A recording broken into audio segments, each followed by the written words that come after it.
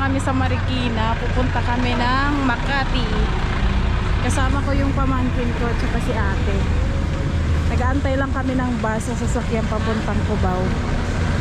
Nantay kami ng bus. Pag sa jeep kasi malayo sa bababaan namin, malayo yung lalakarin namin, so magbabas na lang kami. Ayan, sobrang init. Nantay kami ng bus. Mamaya ko ipapaliwanag sa inyo kung bakit pupunta kami sa Makati, bakit, kung ano yung gagawin namin doon.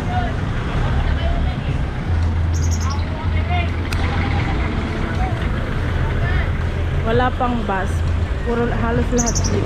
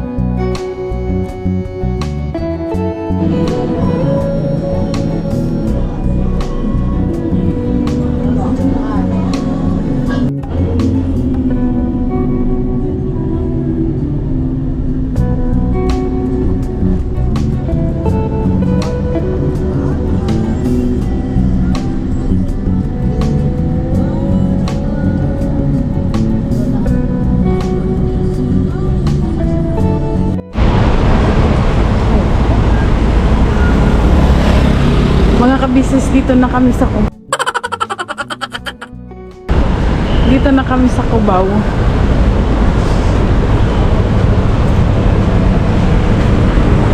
Sasakay kami ng MRT ate, MRT. Hindi ako nakapag-vlog sa bus kasi may pugtong. Baka maka-copyright, sayang, di ba? Mamaya na lang pag may magandang spot na pwedeng pag-vlogan. Nagpunta kami sa station ng MRT. Medyo malayo-layo daw yung lakad.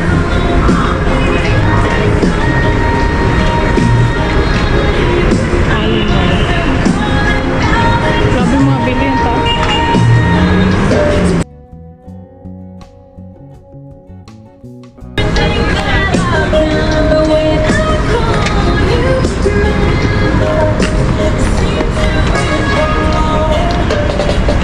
Tinitipid ko yung battery mga ka-business kasi hindi nakapagdala si Intoy ng battery. Isang battery lang yung nandito sa akin. So 36%. Hindi ko alam kung saan naabot to. Tingnan na lang natin. Ano ni SM? SM ano ni ate? Ha? SM ano? Alimol. SM lang. Alimol. SM Alimol? Alimol lang. Tama yung SM. Pero ito alimol din.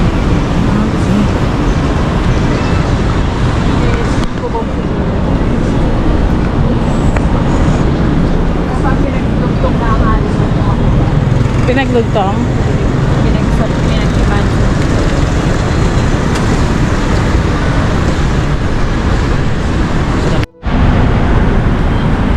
Ang layo pa pala ng lalakaran namin, siguro mga 30 minutes. Pag medyo mabilis-bilis daw yung lakad mo, nasa 20. Kaya yung bilisan namin kasi anong oras na. Grabe, wala palang sasakyan dito.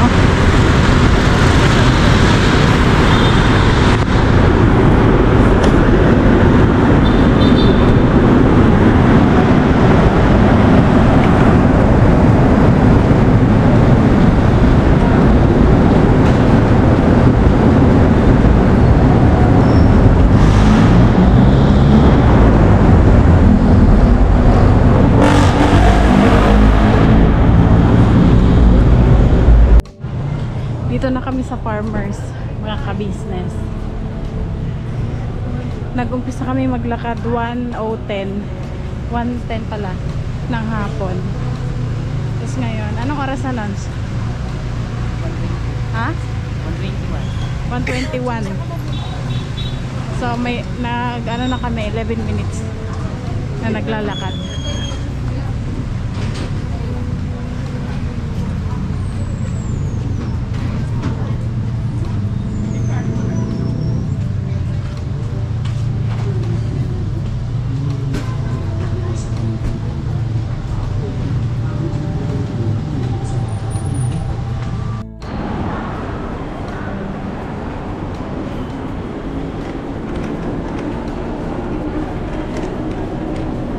Dito na kami sa LRT mga ka-business.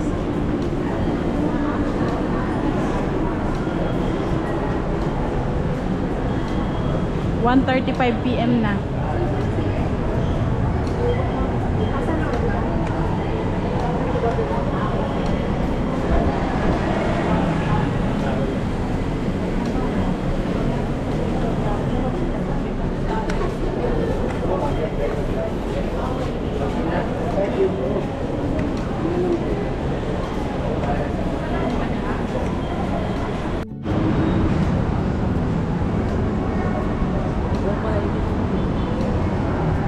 Mas kaway ka. Ayan si ate. Ha? Bibili na kami ng ticket. First time namin makasakay sa tren. First time mo.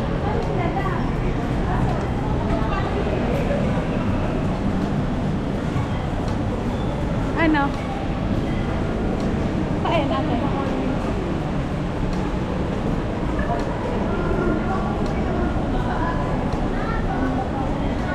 Okay, haba ng pila.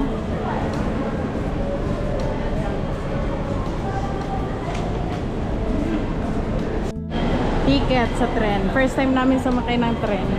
Ate, paano ba? Ano sa? Iski mo isa. Ganto pala dito.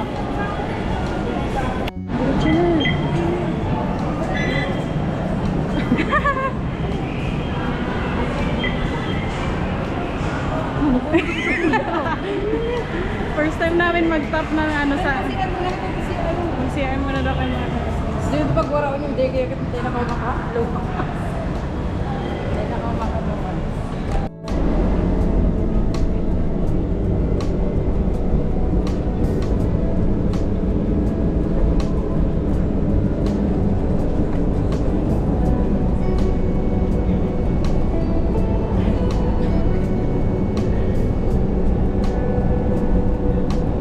Standing ovation. Pupunta kami ng Guadalupe. Next station, Pasig Station.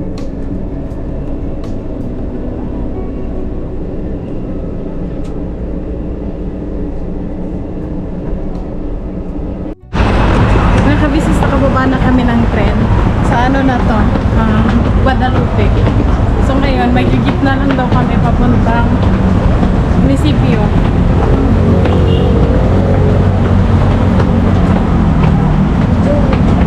Ha? Dito na. Grabe, ang bilis pala pag sa tren ka sumakay. Walang traffic.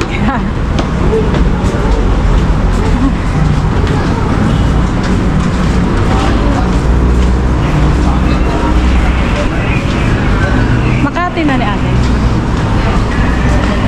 Ha? Makati. Balik namin ako Makati. May hahanapin kasi kami sa Makati. Mga ka-business.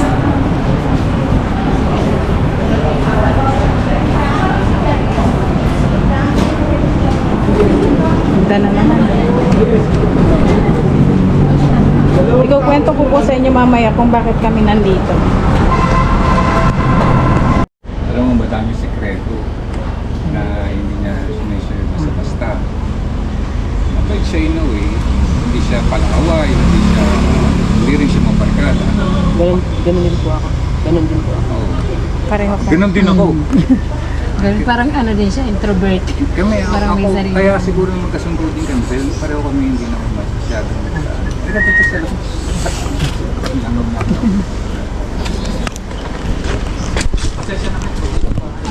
Nakita na namin mga ka-business kaso dito lang.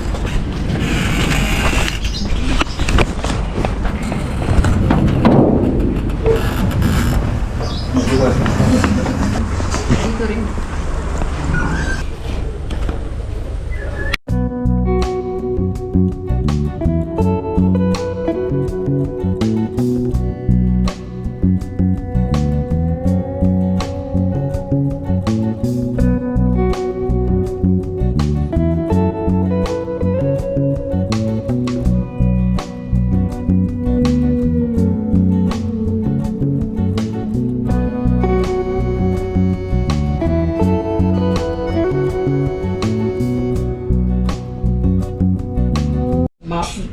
Mabuhay.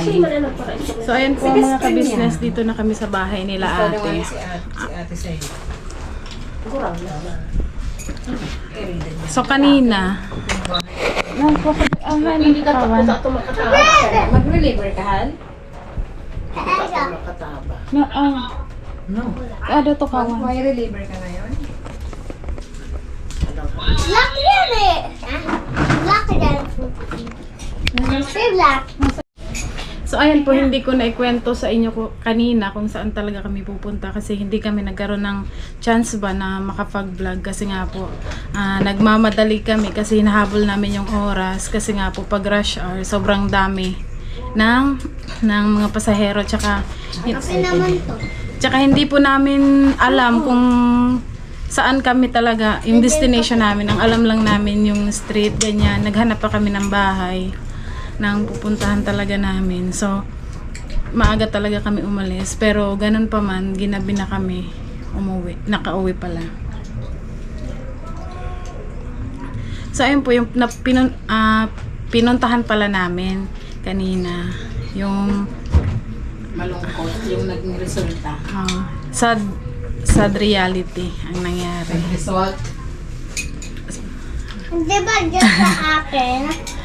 Kanina hindi na ako nag-vlog nung pauwi kami kasi ayoko din na kumbaga pangunahan yung nararamdaman ng pamangkin ko kasi alam ko na masakit yung yung inaasahan niya ba yung parang apod ka to ate inaasahan yung pag-asa niya feeling niya pag-asa niya na wala na pala Yung ina-expect niya na makakatulong sa kanya sa may pagpatuloy yung pag-aaral.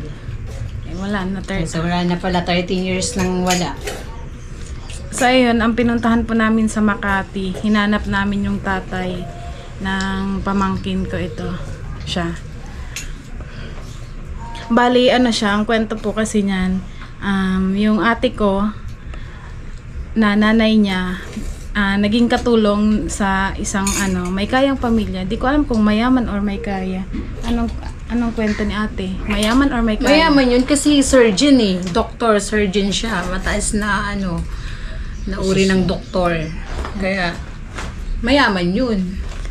Yun nga po, ang kwento ng kapatid ng nanay niya, yung tatay niya talaga is isang surgeon, tapos may sarili siyang klinika. Bukod doon, nagtatrabaho siya sa ospital.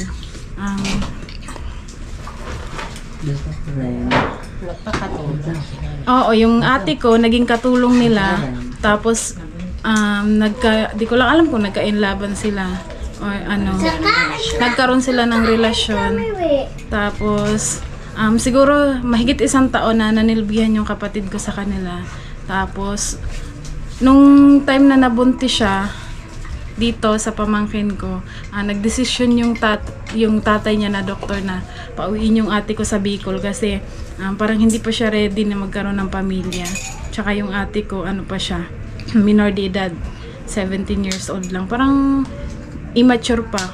Hindi niya pa naisip yung mga bagay-bagay na kailangan niyang gawin. So ngayon, nanganak, nung umuwi yung ate ko sa Bicol, ilang buwan na yung tiyan niya.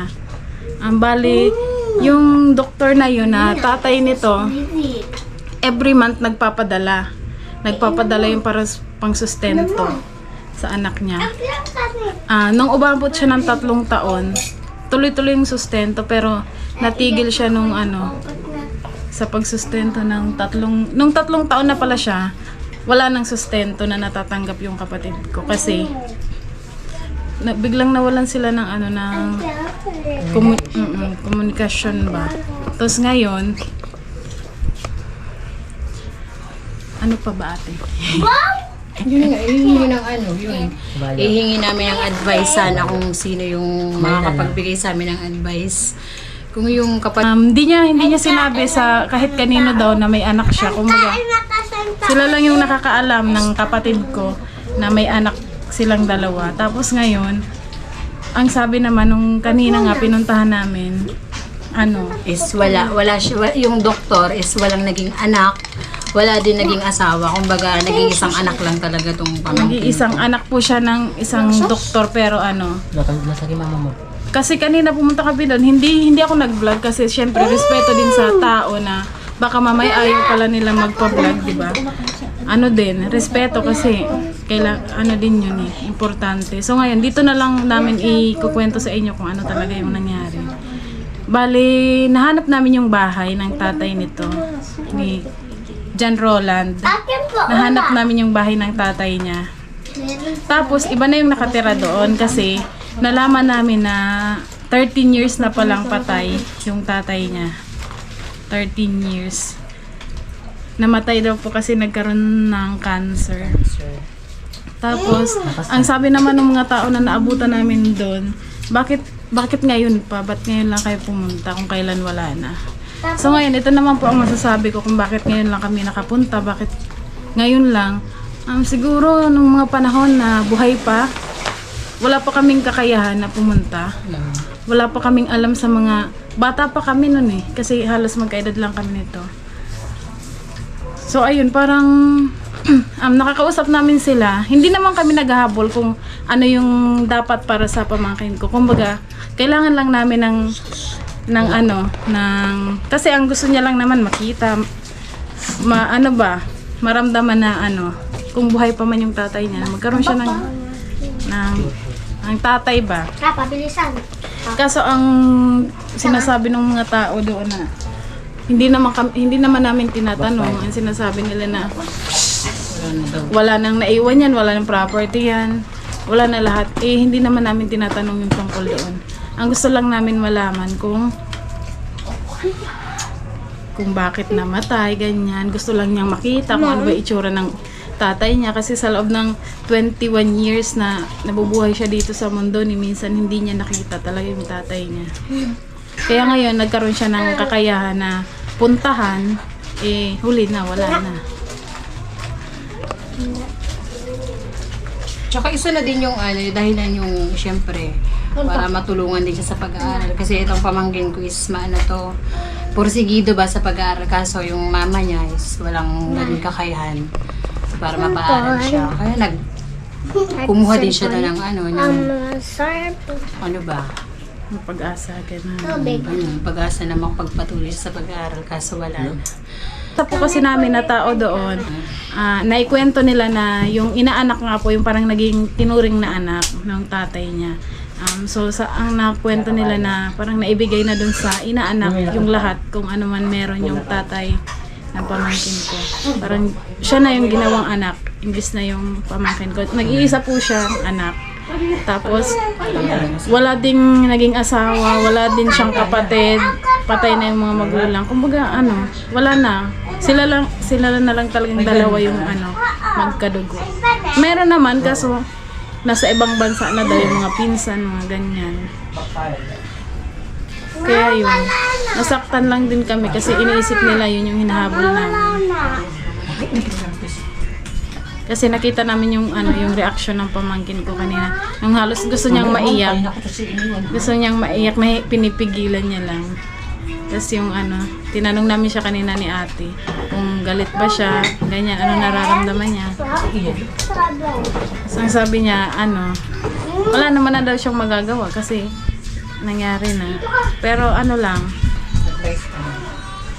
yun sa mga may alam tungkol dyan sa mga ganyang bagay, baka naman po pwede kayong mag-share ng ng kaalaman nyo or knowledge sa mga ganyang bagay kung yung ano ba dapat namin gawin o hayaan na lang ba namin yung ganon na sitwasyon na nasa ibang tao na yung dapat para sa pamangkin ko na kasi kung tutuusin wala naman talaga siyang kasalanan kasi di ba hindi niya naman alam yung nangyari sa buhay ng nanay at tatay niya simula nung ipinanganak siya. Ngayon sa kwento na lang ng nanay niya parang nagkaroon siya ng idea kung ano ba yung tatay niya, ano yung profession ng tatay niya, ganyan. Ang problema lang kasi yung tatay daw hindi nagkwento kahit kanino na meron siyang anak. Pero nung dumating kami kanina doon, may isang babae na humarap na kilala yung ate namin. Kasi nung pagpasok namin doon, namukaan agad kami ng ate ko na kamukha mo si si Silene, sabi niya. Tapos yun, tumawag kami sa ate ko na nanay niya. So yun, nakilala nila yung ate ko, kinumusta nga Pero hindi nila alam na nagkaroon pala ng anak yung ate ko sa amo niya. Amo niya yun, di ba? Na naging boyfriend niya. Kaya yun. Ang nakita lang namin doon kanina yung picture kasi daw po namatay siya 50 plus. 57 siya namatay. Tapos ang sabi pa nung tao doon na best friend daw nung tatay nito. Wala daw siyang alam talaga sa Hindi daw nagkukwento. Nung mga panahon na bata pa to siya, nasa 3 years old pa lang, yung ate ko, palagi yung nagpapadala ng picture niya, kasi nangihingi yung tatay gusto makita yung anak. Tapos palagi nagpapadala every month. So ngayon, gusto lang din naman namin malaman yung opinion nyo, kaya namin ito i-blinag. Kasi hindi naman kami maalam sa mga ganyang bagay Kasi hindi naman kami nakapagtapos ng mga abogado, ganyan. Mga mataas bang pinag-aralan. So, kung ano yung maipapayo nyo ba? Kung ano yung gagawin namin. Kung okay lang ba, hayaan na lang kasi wala na. Or hindi ko alam, basta mag-comment na lang po kayo kung kung meron kayong masasuggest ba. Malaking bagay na yun. Kasi malaking bagay na po yun. Malaking bagay na yun sa amin. Kasi yun nga. Nakita namin pala agad yung bahay. Pero malayo lang talaga yung nilakad namin kasi yung ate ko, alam niya pa din yung address. So ngayon, doon pa din pala sila nakatira. Pero ang problema, wala na nga. Nakita niya na lang yung picture ng tatay niya nung nasa 40s yung edad or 50s, kamukha niya talaga. Kaso ayaw niyang picturean kasi parang nagalit siya. May pinicturean kami na binata pa siya. Pakita natin kay mama. Kay mama lang. Hay na cellphone mo. Hay na. Nailing mo na ma. Okay. Nakita na pala ni mama. Ngayon, kwento namin kay mama yung nangyari. Kasi syempre, nagbabaka sakali din siya kung syempre, lola, din ng resulta kung ano nangyari sa lakad. So ngayon, tatanungin natin si mama. Gusto ko lang malaman din ng mga viewers kung ano yung naramdaman mo ba nung nalaman mo na wala na pala yung tatay ni Ma. Siyempre, naramdaman ko, nalungkot din ako. Na, siyempre, yung apo ko, gusto rin makita yung ama niya. Kaya lang, wala na pala. Saka, yung tulong sana para makapag-aral. College na siya. Tapos, parang hindi naman kaya ng mama niya. Kaya, hinanap niya yung papa niya. Wala na rin. Yun lang, nalungkot din ako siyempre. At yung apo ko nalulungkot din. Kasi, di ba po mga ka-business, alam naman natin yan sa sarili natin na yung mga anak natin, responsibilidad talaga natin yan. Responsibilidad ng mga magulang yung mga anak nila. Kaya yun, nasaktan din kami kasi yung yung responsibilidad na yun na hindi niya ginampanan bilang tatay, samantalang kaya niya naman sana. May kakayahan naman sana siya. Pero bakit hindi niya ginampanan, di ba? Tinago niya pa. So yun lang, masakit lang. Ngayon lang din namin na-realize kasi, di ba, ngayon lang din namin naisip na ganyan yung naging sitwasyon niya doon. Pero iniisip ko lang,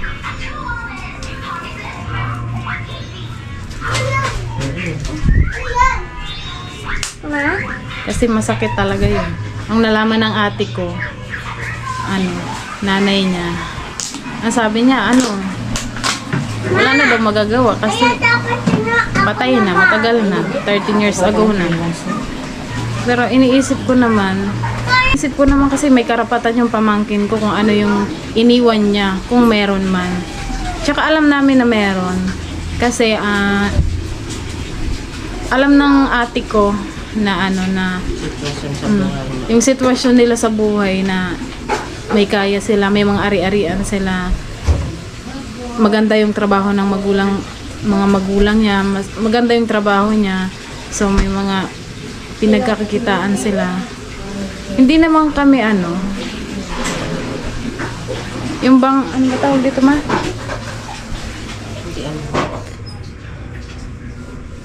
Hindi kami nasasaktan dahil sa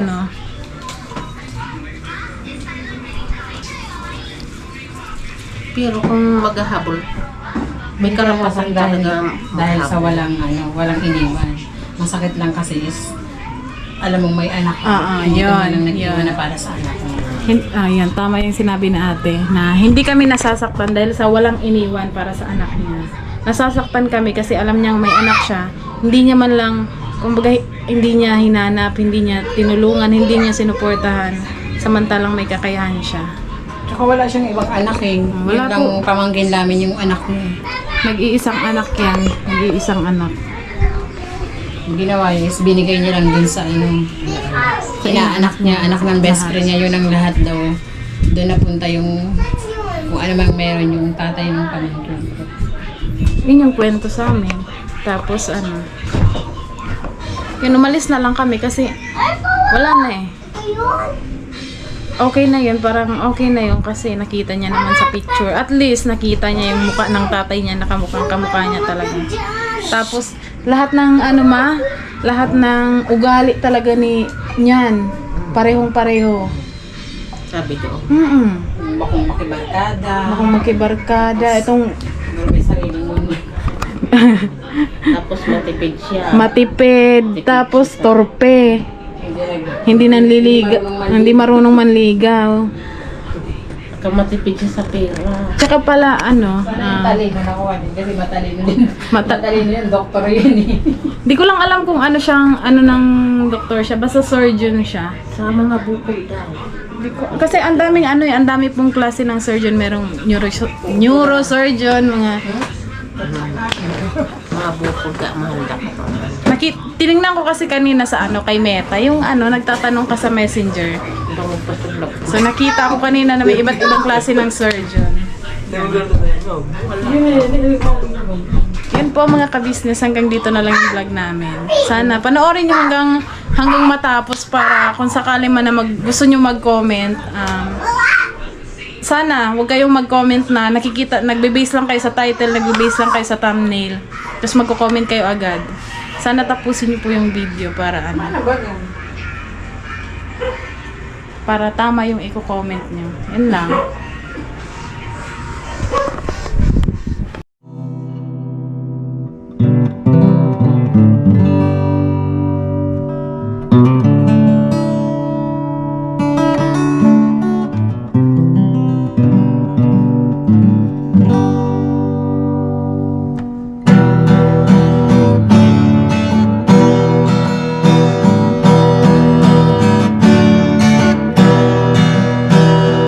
Tayong lahat ay magkakasama